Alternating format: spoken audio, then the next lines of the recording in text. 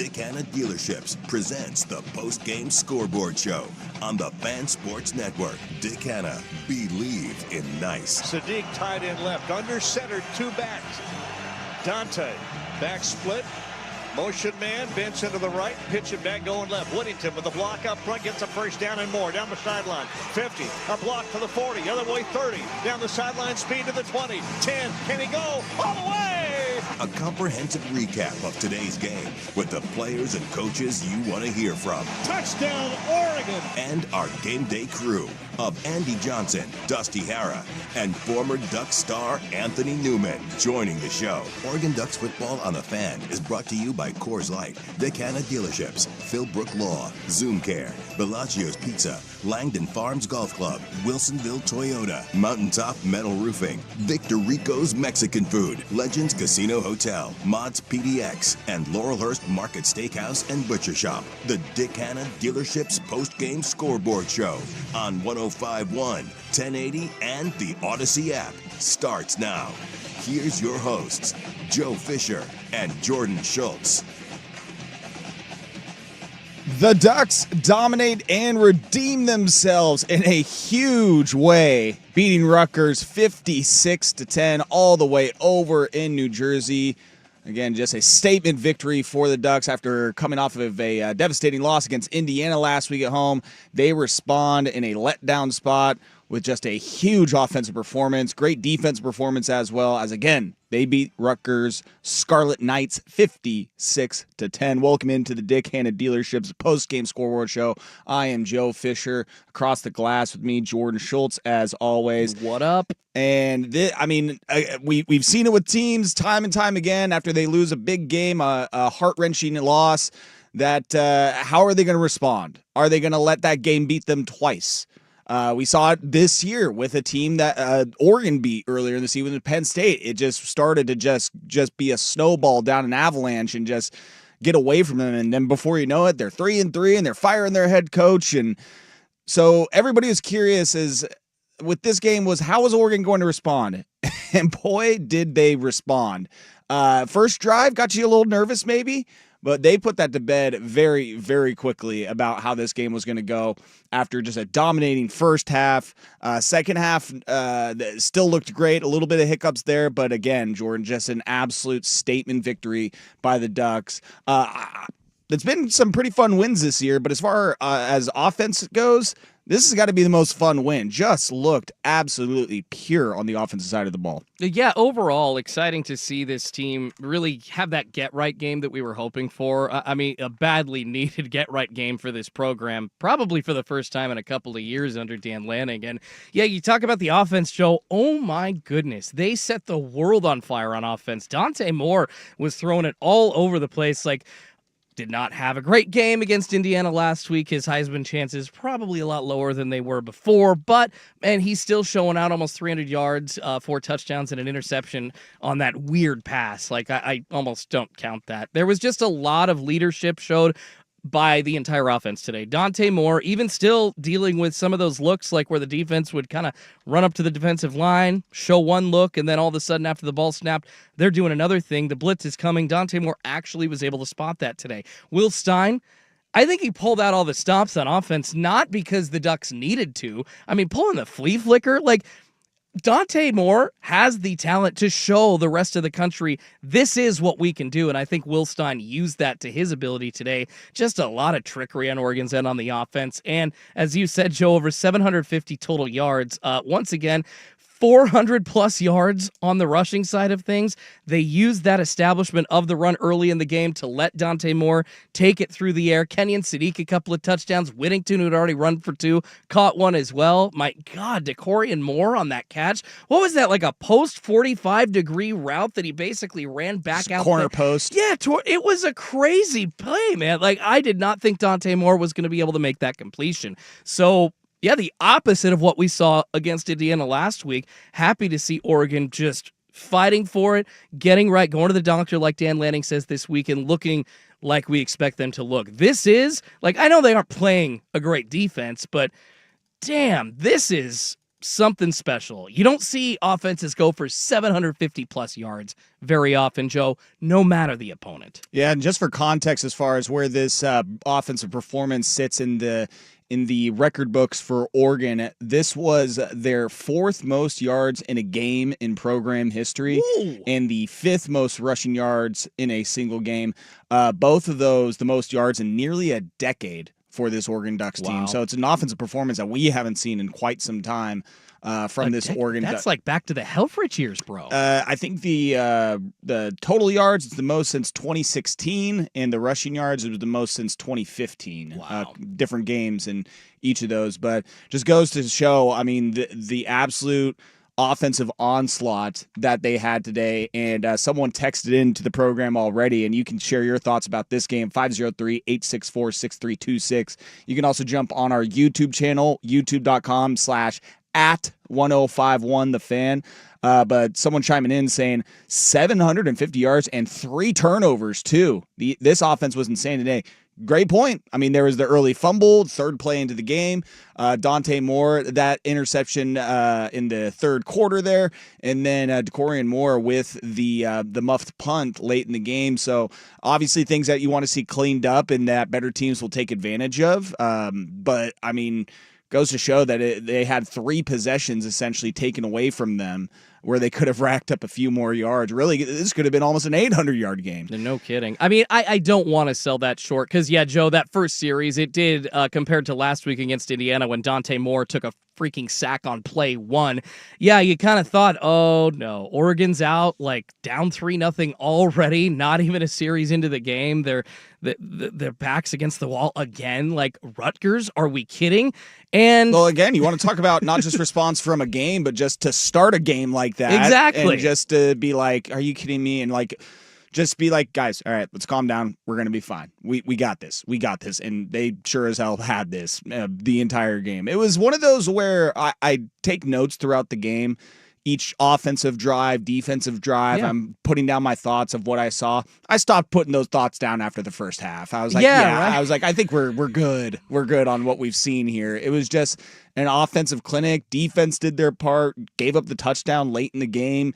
The secondary was probably I want to say best performance of the season, but they've had a few of these already. They gave up 79 passing yards, gave up 202 yards total. The offensive yard discrepancy, 750 for Oregon, 202 for Rutgers.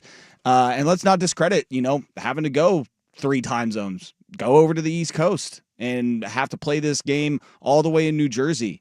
Again, this was a letdown spot. I don't want anybody, not just here locally, but around the nation, to tell you otherwise, that this is a spot where some teams can mess this up and lose this game. And Oregon, I think they did what they needed to, not just getting the win, but they did it in dominating fashion to show the rest of the country that losing to Indiana, it wasn't a fluke because of how that game went. But to show them that was just a one-off Saturday, that we lost to a really, really good Indiana team, which is probably going to be ranked number 2 once we get the new AP rankings tomorrow. And just to respond and say, like, hey, we are still one of the best teams in the nation. Dominant victory. I mean, I will address the turnovers. Yes, the texter points out something that we do need to see going forward. Disappear from Oregon's end, because you will not beat good teams later in the season in the first round of the college football playoff if you're turning the ball over 3 times. All right. Like Gary Bryant Jr. can't get the ball punched out like that. That is a valid point. Against better teams, they're going to take advantage of that. And Absolutely. I mean, one of the problems that Rutgers had coming into this game is, their offense, especially passing the ball, has been solid. It's just they have not been able to finish drives, and they have not been able to punch the ball in and get points. They did on that first turnover. They got 3. It was only because of the field position, though, really. Yeah, exactly. But again, it was a 3 and out. But better teams, they're going to score a touchdown. Exactly. They're going to get points off of that. What is this kid's name? Kaliakmanis or Kaliakmanis? Yeah, I tried to pronounce it 3 or 4 times during the game. Could not. Kaliakmanis. Athan. Not Ethan. Athan Kaliakmanis had an ass night. The Ducks held him This is supposedly a good offense from Rutgers, right? Yeah, Not a great their passing offense has been pretty solid this year. Yeah, held them under 100 yards. He only totaled 79. And you look at just the offensive box score for Rutgers, they literally had 4 receivers only catching balls. Nobody ran the ball. It was, once again, the Ducks didn't face Ohio State here, but it was a shutdown performance by the Ducks. A couple of picks as well on their end. I mean, I liked what I saw from the defense today as well, Joe. It was a shutdown performance, and it was spread out all around. I think Betcher led the team again in tackles with 7. I think it was Mixon again with one of these picks, and Mixon actually also had 5 tackles. He was in on this as well. I like this linebacking core. I think that I said a couple of weeks ago here on the Ducks Postgame Scoreboard show, Joe, that I think Oregon's front 7 is one of the best in the country. I heard Dirt kind of poo-pooing a little bit on our linebackers. I think Bryce Betcher is better than people give him credit for. Is he top 5 in the nation? No. But with him, with Uiagalelei, with Mixon and Bear Alexander on the line as well, I mean, they literally have Amari Johnson. They have 9 guys that can play in and out of those defensive end spots or the edge rushing spots and the linebacking spots. I think we saw them flying around tonight, and if they continue to play like they did, it's a precursor to what we will see later on in the season. I was impressed with the defense. They were confusing the hell out of Rutgers. Credit to them, credit to their effort, and Tosh Lapointe, man, love him. Yeah, you saw them get pressure all day long. I mean, Blake Purchase is someone, he was the one that got the interception. Thank you, yeah. He was someone that, I mean, we haven't called his name a whole lot this year. He had a great game That was today. Flowers and Purchase. My apologies. Amari Washington, I mean, you see him every day. He had 2 batted balls in the first half, one of them leading to an interception. Love to see that. I mean, they say defensive lineman, if you can't get to the quarterback, get your hands up. And Amari Washington making his presence felt there.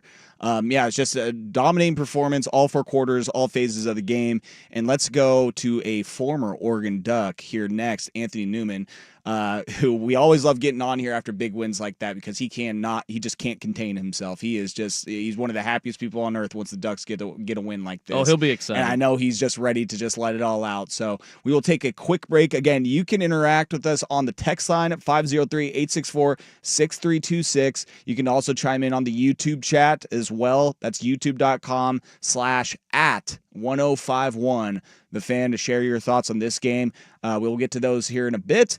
But first, we will get to Anthony Newman after the break. And now we'll get to Jordan Schultz with a weather update. Thank you, Joe.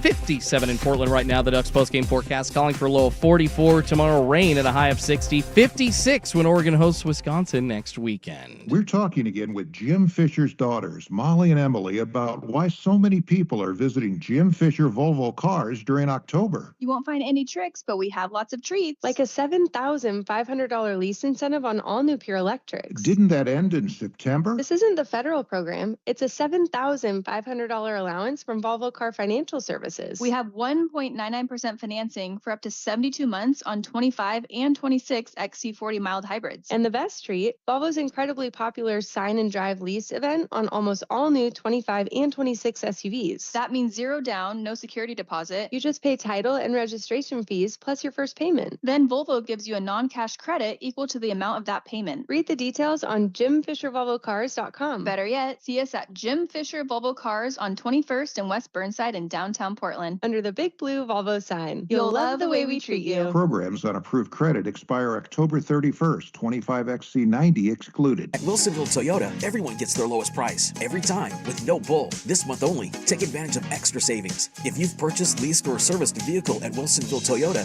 you'll receive a $500 loyalty reward added to the value of your vehicle trade-in appraisal. Plus, Wilsonville Toyota has some amazing service specials to get your vehicle ready for the winter months. When you purchase 3 tires, get the 4th one for just $1, or get $25 off per axle on a brake service. These offers end October 31st. Some restrictions apply. Go to WilsonvilleToyota.com to schedule your service. Hey, it's Isaac for Window Nation. October is here, and if you've got old windows, you're back to dealing with chilly air seeping into your home. Eliminate annoying drafts with Window Nation. Now, through October 31st, you could save between 30 and 50% on replacement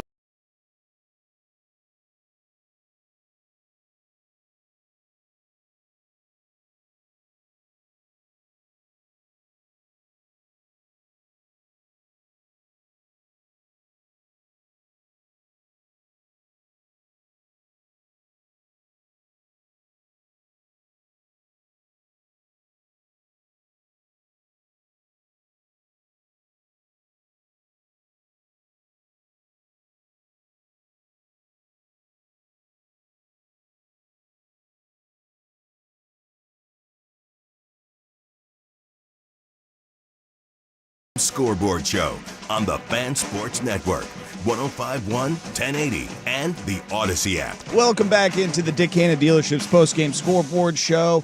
On the phone with us now is former Oregon Duck, former NFL pro, which I unfortunately could not find his Madden rating today when we were out at Grand Central Bowl. I was trying to look up the rosters and find out what the number was. You claim it was in the 80s. I still have the game, so I got to bring it to you. Of course you do. Listen, if I was in Madden and I was rated in the 80s, I would be keeping a copy of that for sure. I don't blame you at all. I got that. No, I'm not losing that. I want a signed copy, Anthony, please. Okay. Well, Anthony, I mean, there's a ton of stats. I mean, obviously it's a great performance from the Ducks, but I mean, I don't know about you. I feel like it's just the response factor for this team that was the biggest thing to take away from this one. Would you agree? Well, redemption and domination, and that's what Oregon did. And the coaching staff, Dan Lanning, he got that team ready to play. And you just don't want to go out there and just shoot blanks, when you're playing a team that's not very good, to be honest. Let's be real. Rutgers, they can't stop anyone, okay? And then their offense is around their quarterback and the two receivers, which, Oregon did a great job of just really containing and not allowing the explosion plays, because that's what they live on. And, Brandon Finney, that dude is a dude. Is a true freshman. I mean, how many freshmen are on this team that are all Americans? Yeah, that's just crazy. Davison. I mean, it's crazy. It's wild. I don't understand how we got all these freshmen and they're playing and they're just killing it. All right.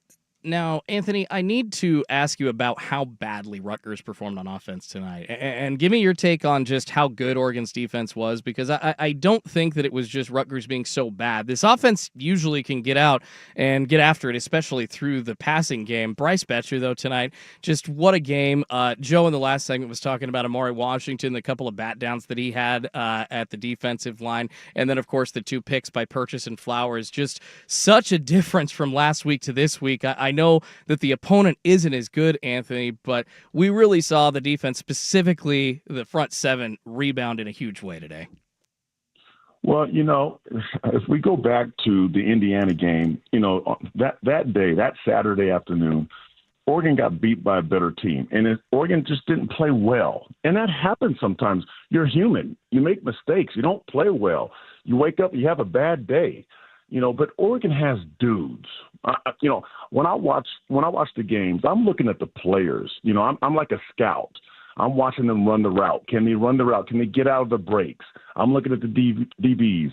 Transition. Do they have good hips? Do they have explosion? That's what I'm looking at. I see that. Even though when Indiana beat them, these guys are still good football players. So now, the coaching staff got these guys together and going, look, let's get our stuff together and let's take it out on Rutgers. And that's what happened tonight. I don't care who it is, offense, defense, special teams.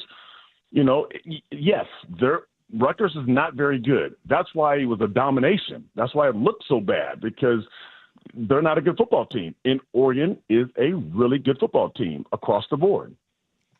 Anthony, I know this is your position group, so I'm sure it makes you stoked to talk about it. But this secondary, I mean, I'm really trying to remember how long it's been since Oregon has had a shutdown secondary this good. I mean, maybe it's the 2012, 2013 team. I mean, what does this compare to? Because I feel like I'm having a hard time. They just do not let big plays happen outside of the maybe one play against Penn State. Where they let a big play over the top. I mean, outside of that, though, I mean, this is another performance where they kept not just the quarterback in check, but completely shut down the pass game. Well, the secondary for Oregon is totally different from the past. They don't even look the same. I mean, the shortest guy in the secondary is 6'2". And that's back in the day, Efo and all those guys, Lenore, they're 5'11", 6 feet, but great football players. But in today's game, you have the tall corners. You have the 6'3", 6'4" corner. You have Kingston Lopa. He is 6'5" safety. It's just amazing the length And then now the game, it's a passing game. They want to throw the football. So all of a sudden you have these tall receivers, 6'6", 6'5". But when you have corners that are just as tall and can run with those guys, it's a different story. That's why we're looking at these corners. Finney is what is he, 6'2", 6'3"? As a youngster, he's a true freshman. And he's so good, guys.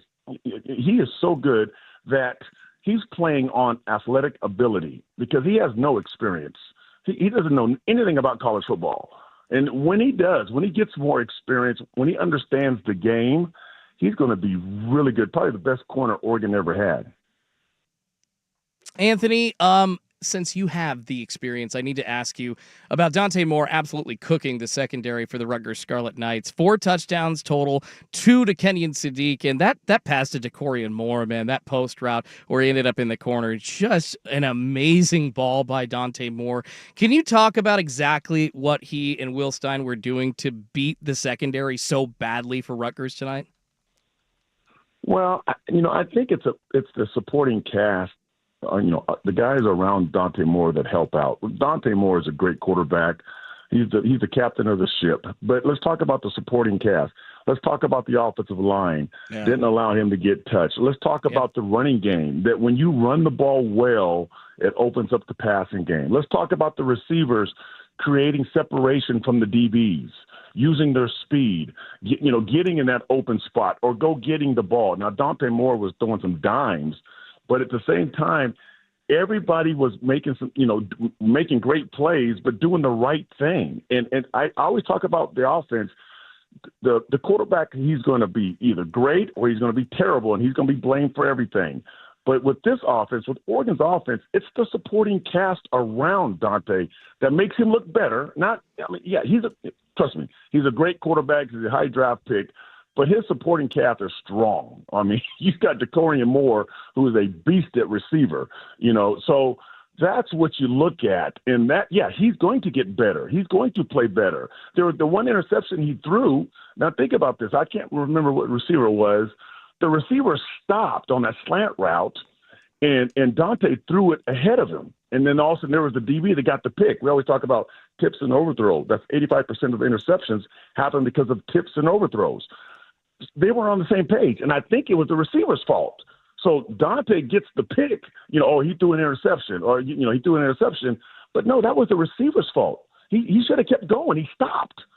So when you look at this, it's the supporting cast that's making Dante not look better, but allowing him to have the success that he's having because these guys they're dudes. I keep saying it. There's dudes on the offense.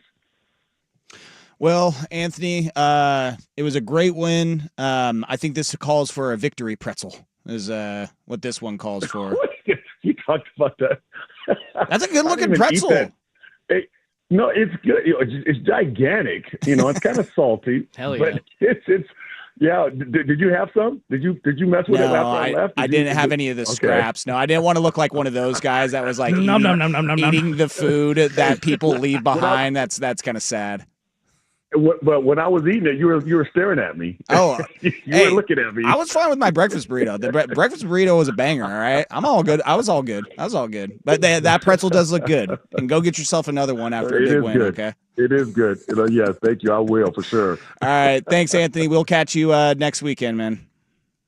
Okay, see you later. That's Anthony Newman, former Oregon Duck NFL pro, sharing his thoughts on the Ducks' victory tonight. We're going to take a quick break and effort to get Dusty Hara. I'm sure that he is racing his way to the tarmac right now in Newark, New Jersey to get back home, and we'll get his sideline view thoughts on the Ducks' victory 56-10 over Rutgers. We're going to do that next, but first, Jordan with a weather update.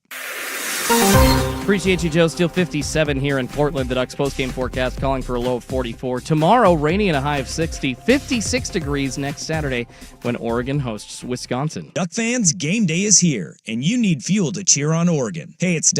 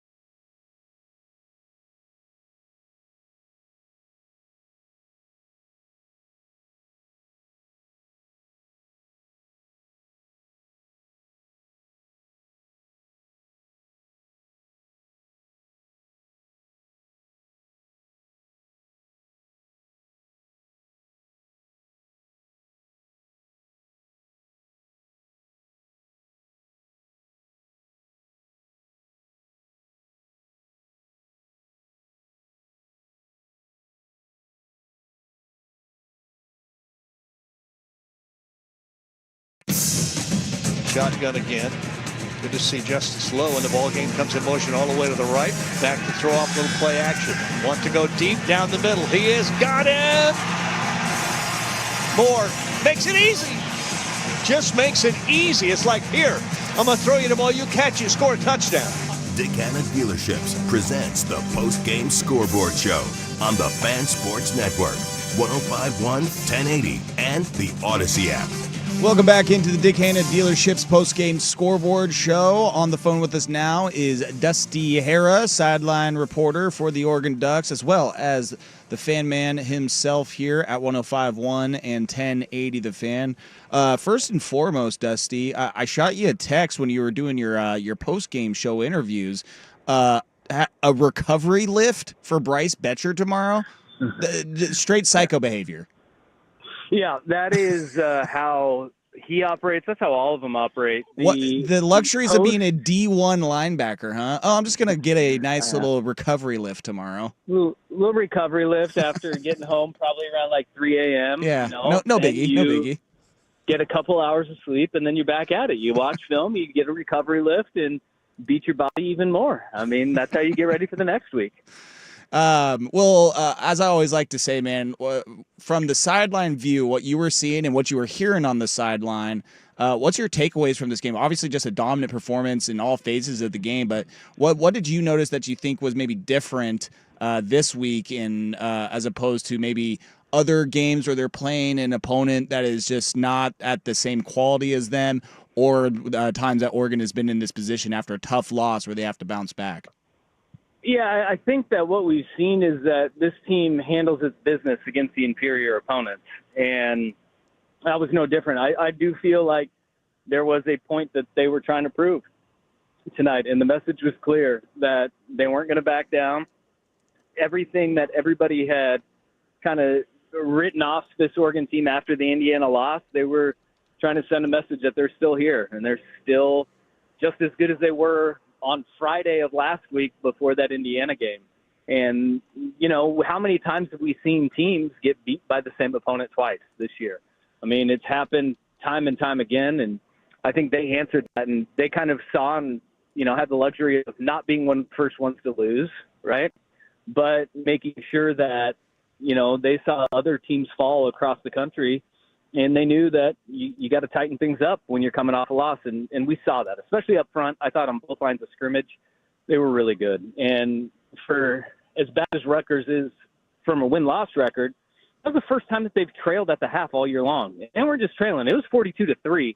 And those 3 points came off of the Gary Bryant fumble on the opening drive where they didn't move the ball a yard. So, you know, that was impressive, to say the least, to come out against a team that is very well coached under Greg Schiano and really prides themselves on playing tight in the first half. Yeah, Dusty, I want to kind of address what you talked about there. Oregon really making a point and trying to show the nation what they're really about today. The offense, I think you heard, just the 4th time in program history that they've gone over 700 yards. They haven't done this in a decade. It's just crazy stats. This was NCAA football like today, and it's the first time we've seen this under Dan Lanning. You saw Will Stein just breaking out the playbook today, and that's kind of what I wanted to ask about as far as the point that Oregon was making. Man, the flea flicker, just different directions that the offense was going. They went deep into the playbook today. I frankly didn't expect that, and I just want to clarify, that was not because they needed to. Will Stein was showing everybody what he could do, right? Yeah, and we've seen those wrinkles and twists in games this season, but I feel like the BU nature of a play caller, which is you always stick to who you are and you don't go away from what is working, kind of get caught in the moment. I think that was Will Stein showing that, you know, this is who he is as a play caller. I think we saw a lot more tempo tonight, and tempo really worked against Indiana. And look, Rutgers was trying to do a lot of the same things that Indiana did against Oregon. They were given a lot of those simulated pressures where there was 6-7 guys up on the line of scrimmage, all looking like they're coming, and trying to confuse the offensive line and Dante Moore. I think it showed how hard it is to do what Indiana did successfully, which is not just show those simulated pressures, but, you know, be effective in them and have no breaks at all, because when you simulate the pressure and you have all those guys up at the line of scrimmage, the really hard part is everybody's got to get back in where they're supposed to be and in the right spot. And Indiana did that to great success last week. But Oregon's offensive line, Dante Moore, they looked far more comfortable with handling that simulated pressure. And we saw against Indiana, a little bit of tempo went a long way, because you can't give as many of the exotic looks against tempo. You've got to get back up, and you can't show one thing and then do another, because you don't have the time to show anything. So when the simulated pressure came, the tempo came for Oregon, and they looked a lot more comfortable attacking that. When you look at the game log for Rutgers quarterback Ethan Kaliakmanis, he does not have a game where he has thrown for any less than 249 yards. He's got 3 games where he threw for over 300, but every game 252, 259, 309. And then now you just have this staggering outlier, an 8 for 25 game for 79 yards. What did Oregon do defensively to make this such a poor performance on his end? Do you think it was at the line of scrimmage? Was it just the secondary just absolutely having shackles? Or do you think just combined effort all around? Well, they got 2 really big receivers on the outside. They go 6'4" and 6'6" on the outside. And 50-50 balls, jump balls are part of their offense. And we saw that on the opening drive, right, after the Gary Bryant fumble, where 2 of their 3 plays, they went deep shot, got broken up because Brandon Finney is 6'4" himself on the outside. And then they went to the 10-yard timing out, which Indiana had great success with. And that didn't work. And then they went to a jump ball again. Where Oregon made a big difference this week is almost exclusively press coverage on the outside by the corners. And we saw the corners playing off a little bit last week. Well, they came up and they were in the kitchen of the wide receivers. They did a really good job of being in press coverage, and that's not always given a jam. That's a false jam sometimes, where you're up and you're at the line of scrimmage, but you're giving the receiver a release and you're just going to run with them. And they mixed up their techniques on how they were attacking, whether it was inside or outside arm, and then or no arm at all, where the receivers are looking for a rip or to make contact, and they have nowhere to rip or make contact too. So receivers kind of stumbling out of the blocks. It was all in the secondary, and I think they did a really good job on the perimeter. Those receivers are good. You mentioned the quarterback. They put up yards through the air. They averaged, 309 per game this season through the air. And Oregon made it a priority that they were going to shut down the receivers on the outside. Anything that they were going to get was going to be underneath. And to the defensive line's credit, the sack numbers may not be huge, but the pressure was relentless. And when you're able to get home and you're able to lock up on the outside and don't have the ability to throw those jump balls, you get a performance like we saw tonight. I thought the defense was really good tonight. Dusty, not a blemish-free game for Oregon. 4 penalties for 50 yards. One of those was a holding call that for the offensive line that, despite a first down, kind of put it didn't ruin a drive, but it slowed it down a little bit going into the red zone for Oregon for one of their touchdowns. That, as well as 3 turnovers. You can't beat better teams than Rutgers when that kind of stuff happens. Is that just like miscommunications? Is that something maybe that Oregon actually is more concerned about? Or is that something that, fans just shouldn't really pay much attention to because no team's going to play a perfect game? I don't know what to make of that. I'm nervous about that kind of stuff, but I don't know. Yeah, obviously it's never good to turn the ball over. And if you look at the turnovers that happened, Gary Bryant Jr., I thought he did a good job of securing the football. It was to his side. He had his 5 points of contact. It was just the defensive back literally put his helmet on the football when he tackled him, and ball came flying out. I'm going to chalk that up more to being a fluke because he wasn't loose with the ball. Okay. It wasn't like he was doing anything weird.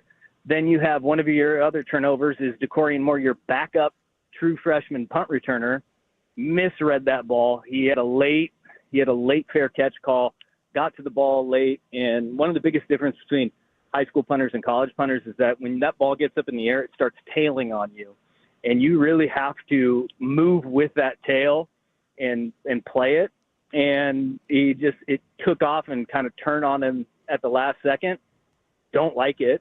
But again, he wasn't your primary punt returner, and you're getting him in there to get some reps. And, that one is more ugly than the Gary Bryant fumble, that's for sure. And then the interception that Dante Moore threw, I don't know what happened there. It looked like the receiver maybe sat when Dante was expecting him to break in more. The defensive back jumped it regardless. That's an interception that obviously they're going to go back to, and they're going to want to clean that one up. But I don't know. I wouldn't be too alarmed by the turnovers because they weren't like last week's, right? None of them. You're not repeating the same issues over and over again. When you start repeating the issues, then that becomes a problem. And Coach Lanning said this, this week in the weekly press conference that, sometimes it was the receiver not running the right route last week, and that led to some of the miscues and misfires offensively with Dante and his receivers in running those option routes. I don't know if that was one of them, and I don't know who was right and who was wrong in the Dante Moore interception, but you never like to see those. And I get the frustrations with that, but also saw a team win by 46 points, and that was pretty good. Yeah, and look dominant doing it. I know you got a plane to catch. If you can, stop by the Bada Bing before you head out. Get some gabagool, and we'll see you back on the West Coast here on Monday. I'll tell you what, the pregame, the entrance for Rutgers, is elite. It is elite. They have a knight ride in on a horse, and then the lights turn out and it's red, and this horse comes riding out on the field, and then you hear the Sopranos theme start playing, and that's what the team comes out to. Elite by Rutgers. Yeah, it's unfortunate it's like for Rutgers because, they're not obviously like a powerhouse, but man, if they get to a point, maybe they have an Indiana-like run in 10, 15 years, and that intro will just be 10 times better. Yeah. It was. I mentioned on the broadcast that they played "Don't Stop Believin'" in between the third and fourth quarter. Yeah, I heard that. And then just shut off the lights. Yeah, that was a tough one because I think a lot of the fans had already left the stadium by then. Yeah, at some point you can stop believing. Yeah, exactly. All right, Dusty. Safe travels, and we will catch you on Monday, man.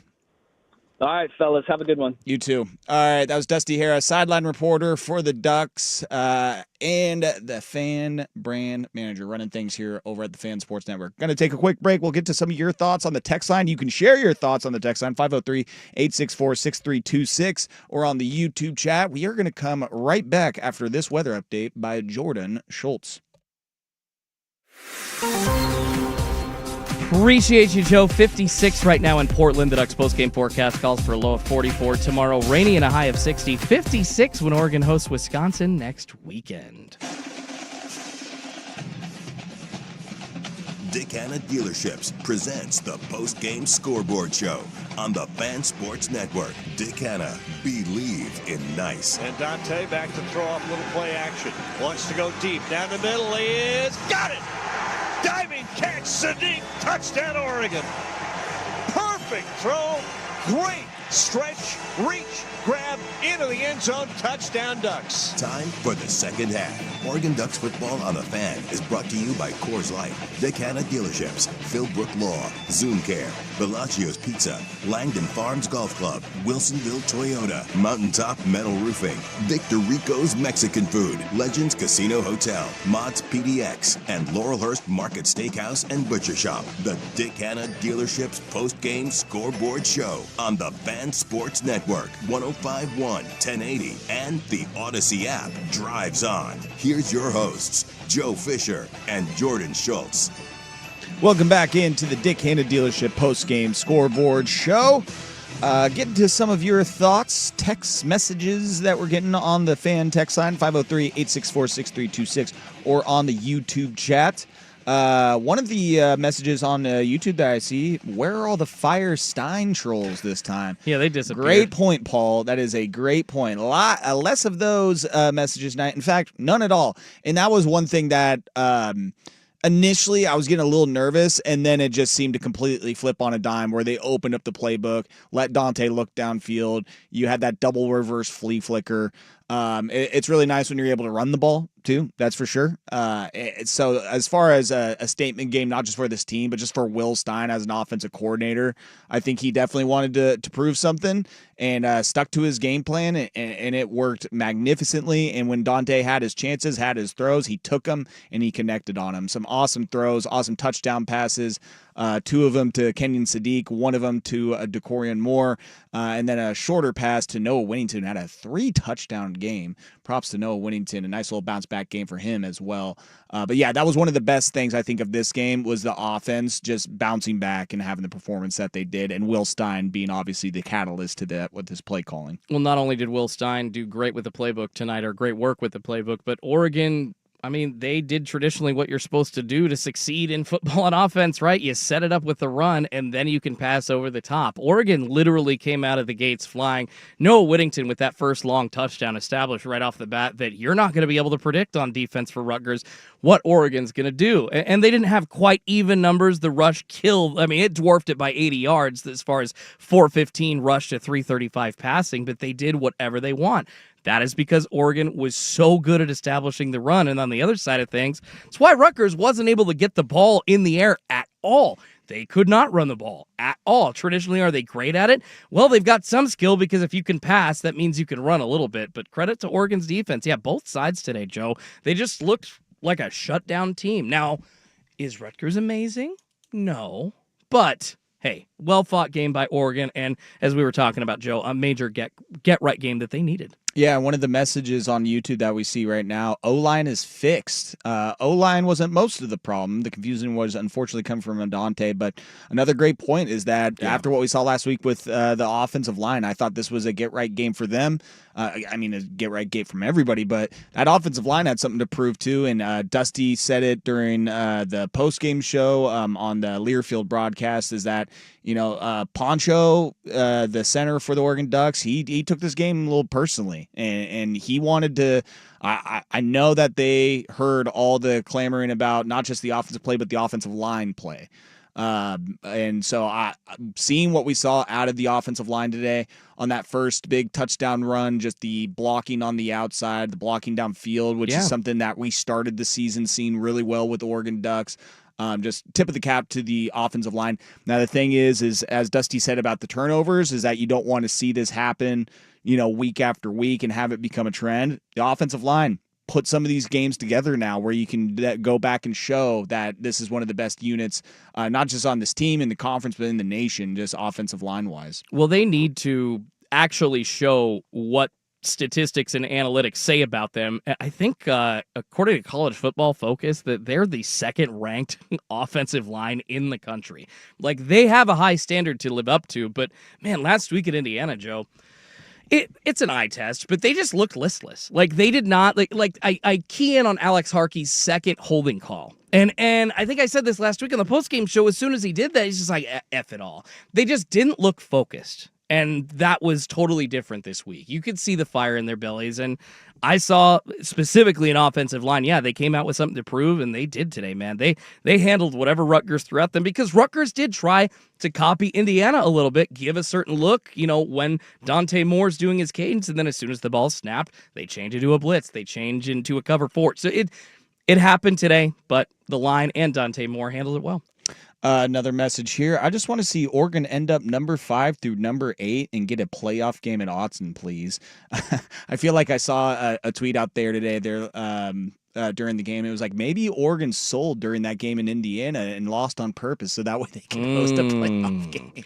I love the tin hat foil theory there. Yeah. The tin foil hat theory there, that Oregon lost on purpose so that way they could host a college football playoff game. I'd still rather the bye, but I like the theory. I like the theory. We're going to take a quick break, get back into it. Let's read some stats, what we saw, because there was a lot of great offensive performances and just the numbers overall for the team stats that were just eye-popping in today's win from the Oregon Ducks. 56-10 over Rutgers. We're going to do that next year on the Dick Hanna Dealerships postgame scoreboard show.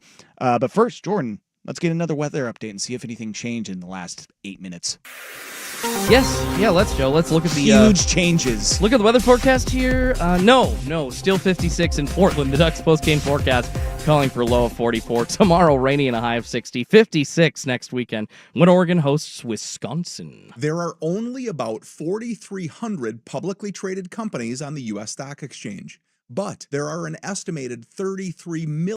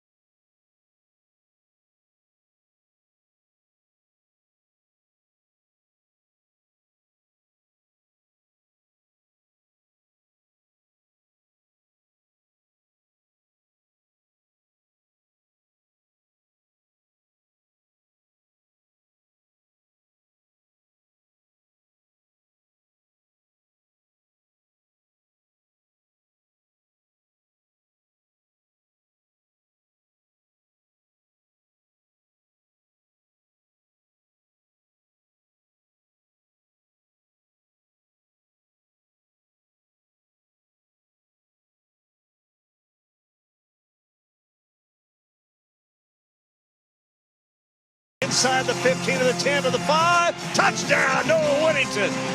Overloaded the left side of the offensive line with 3 guys and then an additional one to the outside. And you knew it was coming because they had too many big guys to the left. Executed perfectly by Oregon. Dick Hanna Dealerships presents the Postgame Scoreboard Show on the Fan Sports Network, 105.1, 1080, and the Odyssey app.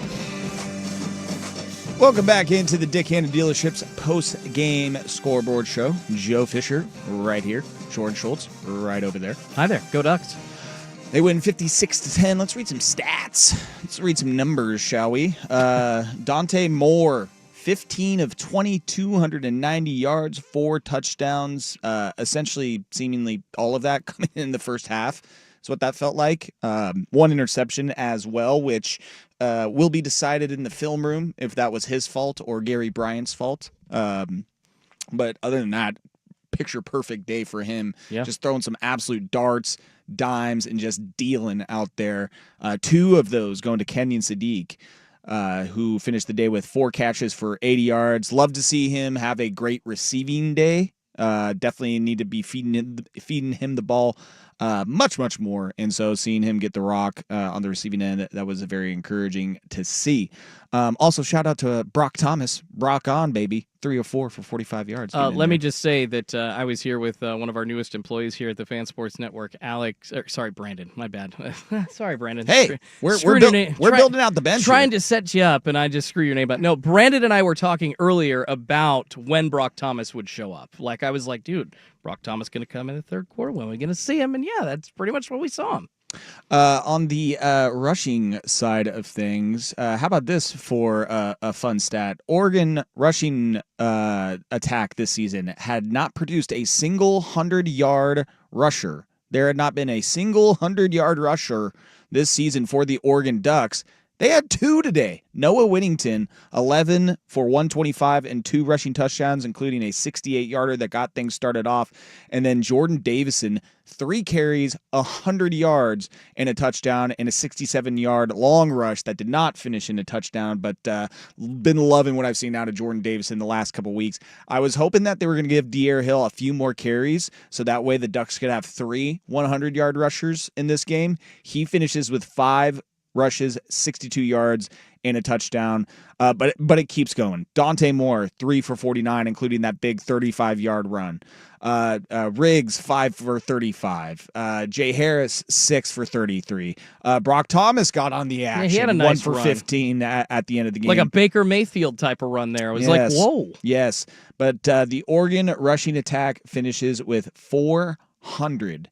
That's right. 415 rushing yards a day, which is good for the 5th most in program history for the Oregon Ducks. The most in a decade by this team. Just to give you some context there. What's awesome? They didn't have to go for it on 4th down today either. No. It was just so... For me, that's an easy day as an Oregon 0 fan. for 0 on 4th down, 8 for 11 on 3rd downs as well. Love that. On the receiving end, as we mentioned, Kenyon Sadiq, 4 catches, 80 yards, 2 touchdowns. Decorian Moore, 2 catches, 63 yards, and a touchdown. Jeremiah McClellan, 2 catches for 51. Gary Bryant Jr., 2 catches for 32. Noah Whittington, 2 catches, 9 yards, and a touchdown. You also had Jamari Johnson, backup tight end, 1 catch for 56 yards, rumbling, bumbling, stumbling by him. Malik Benson, 1 for 21. De'Aaron Hill, 1 for 11. Jay Harris, 1 for 6, and Cooper Perry, 2 for 6 yards, who intrigued to see what he looks like in the future. Dusty and I were talking about a few things a few weeks ago, and they're really high on him, so he's getting his reps now, but intrigued to see where Cooper Perry goes in this offense. Maybe not this year, but in the future, so keep an eye there. Well, next man up, right? Because Kyler Casper's down, I think, for the year is what Lanning announced. So, unfortunately, there are some reps to be had, but they've got a very deep room, obviously, at wide receiver. Total yards, 750 to 202. Almost, what's the math on that? That's 548 yards difference between the two. I mean, 548 yards is a good offensive Jesus. Performance, for goodness sakes. 750, yeah. Historic performance by Dan Lanning today. We have not seen an offensive performance like this, even in their 69-3 beatdown of Oklahoma State. 30 first downs, 8 for 11 from third down. Average yards per play, 12.5. Average yards per completion, 18.6. Average yards per rush, 11.5. Just, again, an absolute. And what's funny, they went 2 for 4 in the red zone. Yeah. They didn't get a red zone touchdown until that Noah Whittington touchdown. I mean, they didn't have to, but yeah, exactly. They were scoring outside of the red zone all night long up until that point. It was big plays. Forced 3 turnovers, also gave up 3 turnovers. They also got 3 sacks, 8 tackles for loss. They were not sacked this one. Another clean sheet for the offensive line. 2 negative plays, including one that came on the first drive. And then outside of that, there was only 1 more for Rutgers. So just, again, dominant belt-to-bottom victory from Oregon as they beat Rutgers 56-10. A lot of good performances, Jordan. And I know that they're on the tarmac right now. They told the pilot, you do not send this plane in the air until we find out who the mountaintop metal roofing player of the game is. All right? That is a command, pilot. You do not put this bird in the air until we find out. And that's what we're going to do next, is find out who the mountaintop metal roofing player of the game was in tonight's performance. We do that next here on the Dick Hanna Dealerships post-game scoreboard show. But first, a weather update by Jordan Schultz. Thank you, Joe. Still 56 in Portland. The Ducks post-game forecast calling for a low of 44 tonight. Tomorrow, lots of rain, a high of 60, and 56 degrees in Eugene when Oregon hosts Wisconsin next weekend. If you're considering new construction and want it done right and fast by a team that's focused on innovation, collaboration, and creativity, you want Mods PDX. At Mods PDX, we craft beautiful, sustainable, energy-efficient buildings of the highest quality. Our modular approach means your project can be completed faster than traditional construction, and our team of uniquely qualified architectural and trade professionals have the expertise and experience to make your vision a reality. Visit us today.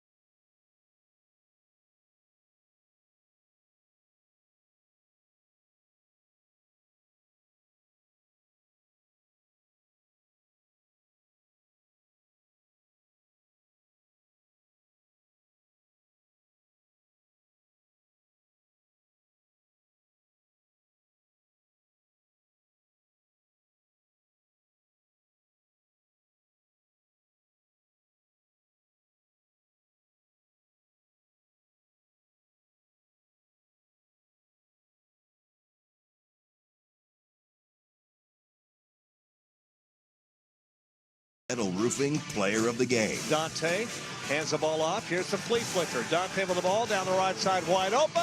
Sadiq dives up into the air. Leaping catch for the touchdown, Oregon. Do it once, do it right. Mountaintop Metal Roofing. Welcome back into the Dick Cannon Dealership's post-game scoreboard show, and it is time for the Mountaintop Metal Roofing POG, Player of the Game. They're all waiting with bated breath on the team plane. Who's it going to be? There's so many choices. Me and Jordan were even going back on the text. I'm like, well, I don't know about this guy. I will explain my choice after you lay this out, Hey, Joe. I get it. Get 2 tutties through the air like that, 2 sick catches, then you deserve to be the player of the game. And that's Kenyon Sadiq. 4 catches, 80 yards, 2 touchdowns. Just a great performance from him overall through the air, but blocking week after week after week. You block, you get the rock, and I was just glad to see him get the rock multiple times this week down the field and in the end zone, as Kenyon Sadiq is your Mountaintop Metal Roofing Player of the Game. So there were a couple of choices, obviously. You were opining for Noah Whittington, which he had an amazing game as well. 3 tutties, man. Yeah. All in the first half. Led the rushing charge with 125 yards on 11 carries, 2 tutties, and then, that last shorter touchdown catch. But, just what a day for him.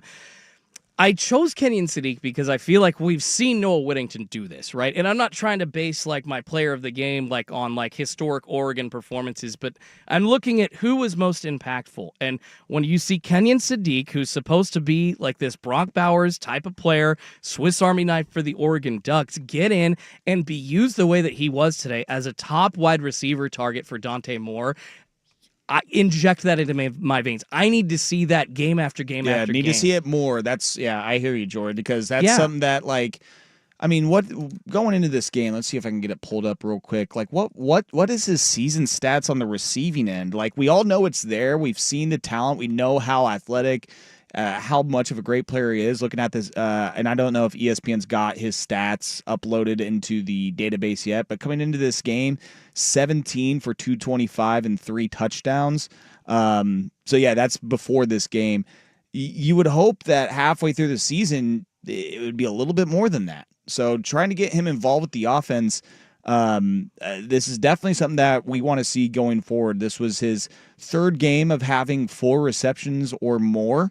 His first multi-touchdown game, 4 for 80, 2 touchdowns. I mean, he had a 6-catch, 49-yard game against Penn State, 4 for 60 and a touchdown against Oregon State, and then 2 for 35 and a touchdown against Northwestern. He also caught 1 ball against Montana State and had a touchdown, his 1 catch.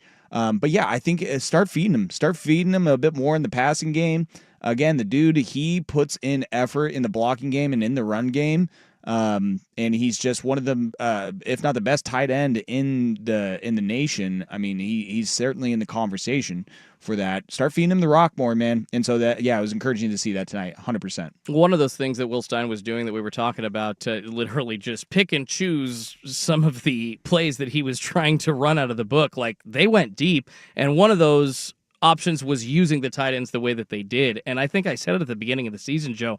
That's the way that Oregon is going to succeed. Obviously, the flea flicker, all kinds of other fun, creative stuff from Will Stein. But Jamari Johnson also should be spoken of here because he had that big catch for 50-plus yards. You add that to the performance that Sadiq had tonight. It was obvious what Stein was trying to do. And like I said, we need to keep seeing it. So today, I think this was the biggest game for Kenyon Sadiq in his Oregon Ducks career, and it came on a much-needed get-right day. And that's why he's my Mountaintop Player of the Game. I'm going to push back and say that you know what? I'll give you that because his little coming out party in the Big Ten game where he hurdled the dude and had 2 touchdowns. Yes. But granted, he had 2 catches for 2 touchdowns of that game. Pretty damn efficient. But 4 for 80. In fact, I'm looking at it right now. 80 yards receiving. That is the most in an Oregon uniform for Kenyon Sadiq. I want him to be a main weapon, a main target, like the second option behind a DeCorian Moore. Yeah, they've got a lot of other great wide receivers, but we need to see more of this, man. Also, want to give Mountaintop Player of the Game honorable mentions to one, Blake Purchase. Yeah. Again, hadn't said his name a whole lot this year. He was creating pressure. He got an interception. I believe he even got a sack in the game as well. So sir. great game for him to stand out and make his presence felt. Want to give props to Aaron Flowers, forced a fumble and got an interception himself in this one as well. Always great when you're able to impact the turnover game, not just once, but twice. Go to the running back room. Noah Winnington having the bounce back game, showing why he is so damn good, so fast, so electric back there. And then Jordan Davison, the freshman, starting the year, it was like, oh, he's just the goal line guy. He's the short yardage guy. We got to start changing expectations. We all fell in love with De'Aaron Hill very quickly. Maybe it looks like Jordan Davison might be number 2 in that running back room now. Possible Royce Freeman 2.0 there. Dude, That's what he's turning into. I love that comparison. And then Dante Moore, with the wins, with the losses, quarterback gets the credit or gets the fault. Got to give him the credit tonight for the performance. He was absolutely dealing out there with some great touchdown passes and great balls all over the field. That is your Mountaintop Metal Roofing Player of the Game. Congratulations, Kenyon Sadiq and the rest of the Oregon Ducks for a big win today. We'll take a quick break and let's hear from the coach. Let's hear what he had to say with Dusty Hara after the game. We'll get to that next here on the Dick Handed Dealerships post-game scoreboard show. But first, Jordan, let's hear about that weather just another time, shall we? It's raining a lot. What? 56 in Portland with a lot of rain right now. It's low of 44 tonight. Tomorrow, more rain, a high of 60, and 56 when Oregon hosts Wisconsin next weekend. Dusty here for Mountaintop Metal Roofing. Fall is here, and one thing I'm not worried about is moss on my roof. We've got a brand new metal roof from Mountaintop. We went with the black slate shingle. It looks incredible and no maintenance. Match that with a lifetime warranty. That's right, a lifetime.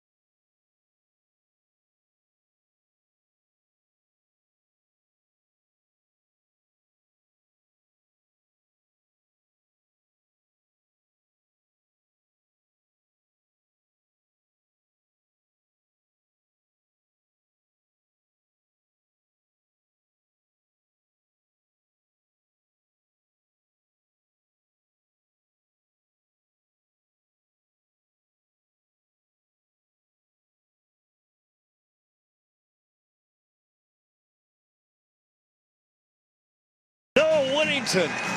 I said there he is. I mean, he was so open. It was ridiculous. Dick Hanna Dealerships presents the post-game scoreboard show on the Fan Sports Network, 105.1, 1080, and the Odyssey app. Welcome back into the Dick Hanna Dealerships post-game scoreboard show. Let's hear from the coach in the victory. Dusty Hara, he was able to catch head coach Dan Lanning, which I will throw this out before we listen to his interview. And I saw a graphic on it during the game.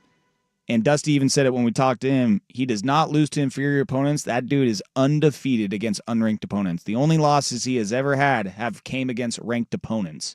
So he takes care of business on the business trips against those inferior opponents. And this was him after the game with Dusty Hara. Coach Lanning, you and I at the half, you told me we'll see how they respond in the second half. How do you feel your team responded in that second half as well? Well, I thought our guys played a complete game, and as crazy as it sounds, there's going to be some moments that we're going to go back and say we can't let that happen to us. So we're going to attack growth like we have all season, but guys operated to the standard today. I'm proud of that. 750 yards of total offense, just 2 first downs away from a program record, but a program record in 12.5 yards per play.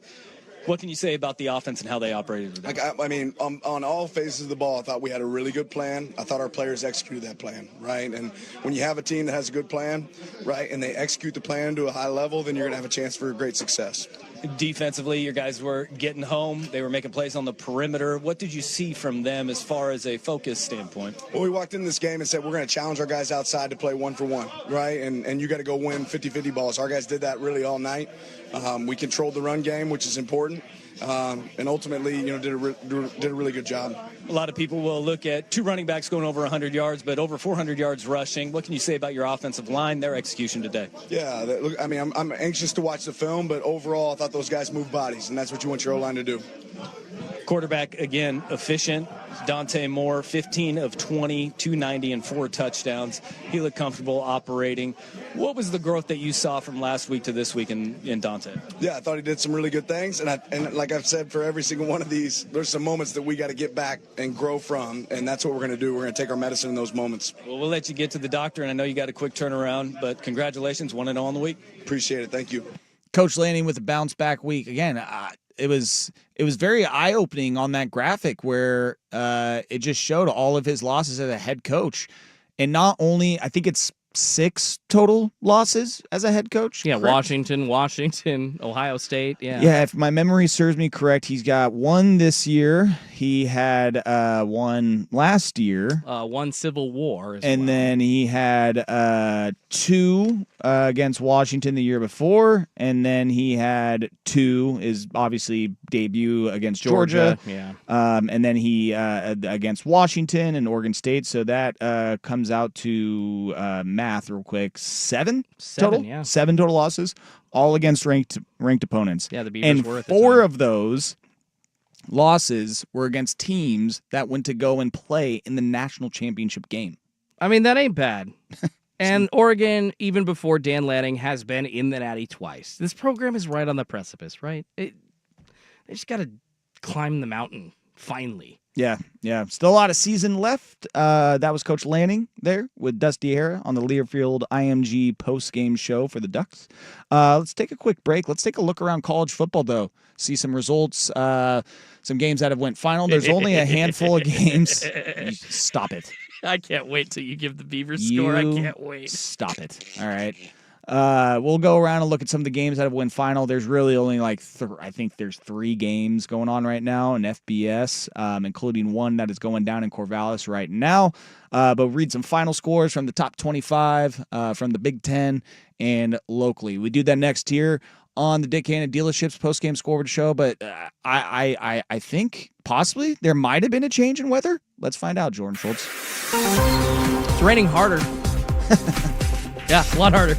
It's coming down like cats and dogs out there while being There 56. goes golfing tomorrow. I know, right? Yeah, don't go golfing. The Ducks post-game forecast is it's going to be chilly. Calls for a low of 44. Tomorrow, rain and a high of 60. Make sure you are back at Onsen next Saturday, 56, when Oregon hosts Wisconsin.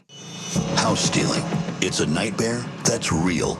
It's the FBI's term for thieves stealing your home's title and draining your equity. Just one fake document filed with a recorder, and scammers can own your home on paper, drain your equity, and do it all without you even knowing.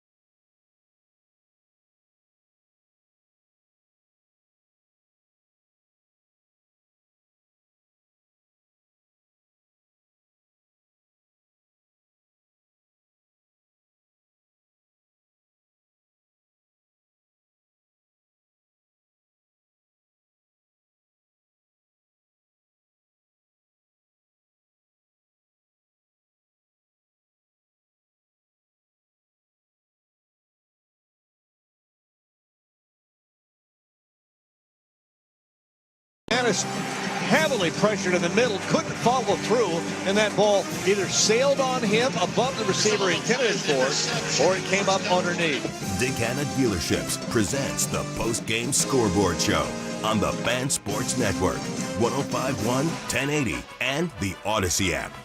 Welcome back into the Dick Hanna Dealerships Postgame Scoreboard Show. Ducks beat Rutgers 56-10, dominant victory all around. One of the most impressive victories of the day, I would say. But was it? Why don't we take a look at the rest of the college football landscape and see what happened today to see what was the most dominant victory, or least dominant, or most embarrassing, or worst win, or worst loss. How about Ohio State beating Wisconsin 34-0? Will Luke Fickell be the head coach next weekend when Wisconsin is here in town? They didn't even show up in that game. Like, I'm surprised that they didn't fire him on the tarmac last freaking week after they got shut out once again to Iowa. That is 5 straight losses for Iowa, and they have scored a total of 34 points over the last 5 weeks. Oh, my God. Yikes. Also in top 25 action, Indiana still undefeated. Michigan State had an early lead against them 10-7, and then Indiana went and outscored them 31-3 the rest of the way. Oof, so, what a turnaround that would have been for Jonathan Smith, man. 38-13 victory for Indiana. Texas A&M playing a feisty Bobby Petrino-led Arkansas Razorbacks. Woo Pig Suey. But woo Aggies, 45-42. They are 7-0, the first time they've done that since 1994. Mike Elko got the boys rolling down there at the Colt of Texas A&M. Also in the SEC, top 10 matchup between Ole Miss and Georgia. Georgia scores 17 points in the fourth quarter. Ole Miss blanked in the fourth quarter. Man. Georgia wins 43-35 in that one. Ole Miss, the second top 10 team to lose this week, which means Oregon will definitely be jumping up. But there was another top 10 team that lost, and that was Texas Tech. They lose to Arizona State 26-22. In this game, I mean, I don't know how any of it happened in the fourth quarter.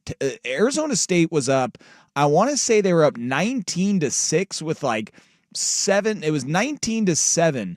With about 7.5 minutes left in this game. Again, 7 points for Texas Tech. They haven't been able to do anything all game long. They then score, force a 3-and-out, score again to take the 22-19 lead, and then Arizona State gets a 10-play, 75-yard drive at the end of the game, which included converting a 4th and 2 from Sam Levitt to Jordan Tyson on like a 30-something yard completion that put them in the red zone. They were able then to punch it in and take the 26-22 lead, which then gave Arizona State the huge win over Texas Tech and hands them their first loss of the season. So that is 3 teams ranked above Oregon that all took a loss this weekend. Miami, Ole Miss, and now Texas Tech. Also in SEC action, Alabama 37-20. This game swung right before halftime. It was, I believe, 14-7. I think it might have been actually 16-7 if my memory serves. Yeah, it was 16-7 right before halftime. Tennessee is on the goal line, ready to punch this ball in and make it a 16-14 game. What do? They throw a little lob pass that gets picked off at the 2-yard line. Alabama takes it all the way to the house. Bam, it's 23-7 at halftime, Alabama. And then they just run roughshod the rest of the game. They win 37-20 over Tennessee. Also in the SEC, we had Vanderbilt 31-24 over LSU. Huge victory for Vandy. I mean, just when you think they might be done, they take the loss to Alabama. They then respond with a win over LSU 31-24. That is now LSU's second loss in the SEC in this season. It's going to be a tough hill for them to climb out of the rest of the way. Georgia Tech was able to get past Duke. Very similarly, they had a long fumble recovery at the beginning of the game that was a 14-point swing for them. Also in the top 25 matchup between Notre Dame and USC, and just a sloppy, disgusting, rainy game in South Bend, Indiana. possibly the last time these guys play this game for the foreseeable future, unless they're able to work out some sort of, TV contract for that game. But Notre Dame and USC, it just seemed like nobody wanted to win this game for a while. USC, they had a chance late. They were driving, and then they decided in a absolute downpour, you know what we should do? Let's run a reverse wide receiver pass where the wide receiver has to try and throw it. And pray to God he doesn't fumble. And sure enough, he fumbled. Notre Dame then recovered it, and then were able to run down the field and score to make it a 34-24 game. Jeremiah Love for Notre Dame, 24 carries, 228 yards, and a touchdown in that one. Dominant performance by him.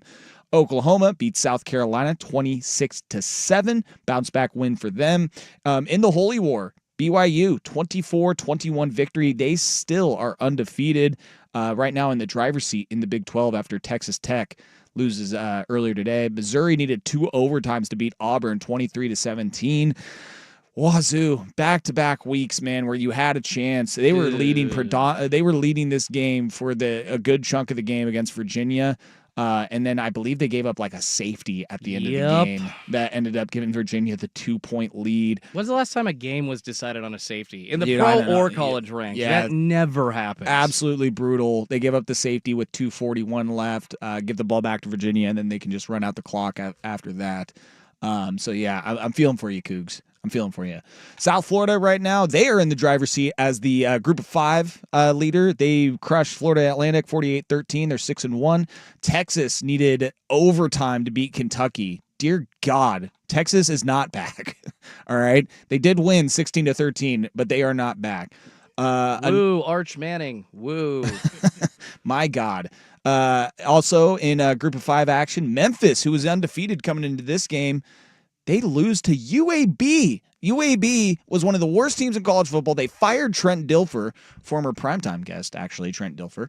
And they end up losing to UAB in Alabama, Birmingham, 31-24. Just a crushing loss for Memphis. Cincinnati wins 49-17 over Oklahoma State. Go figure.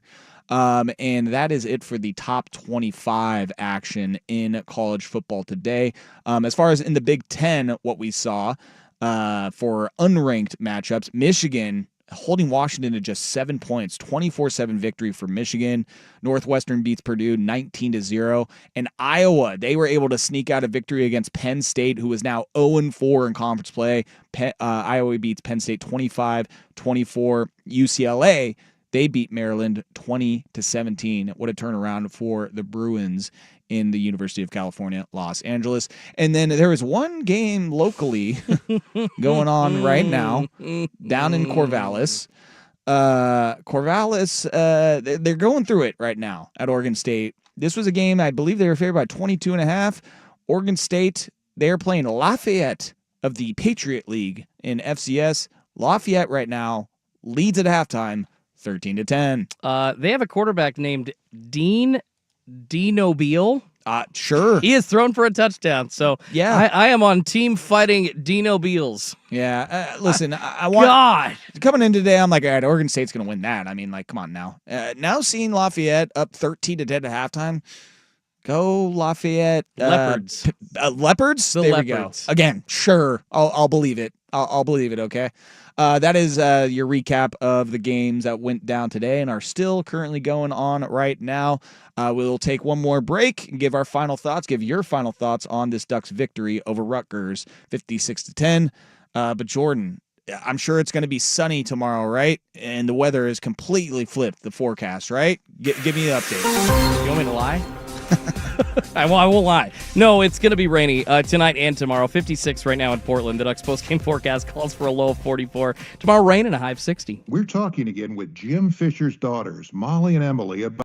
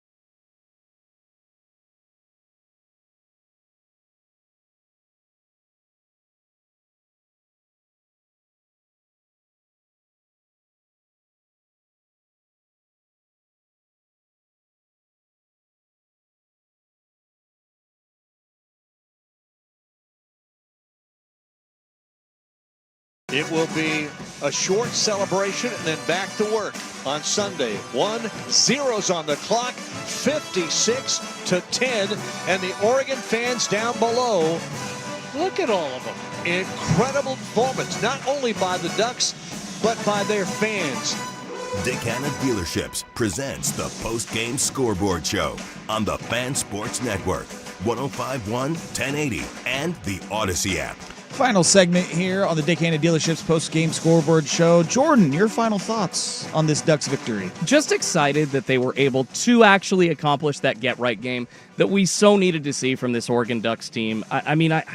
I see Coach Lanning, and I just think of him as coaching cocaine, right? Like, he is always ready to go. He knows that nothing, even after a 70-0 beatdown, nothing is immune to being fixed. And we've heard it week to week from his tenure, starting 4 years ago, this team going to the doctor. We saw the results of them going to the doctor this week. And frankly, I'm excited about now the bounce back going into Wisconsin. We'll see if Luke Fickell's their coach. And then Iowa. It's going to be an interesting finish to the season for the Duckies, man. Yeah, give me a gram of that Columbia Bam Bam and an 8-ball of that Lanning, please. Absolutely.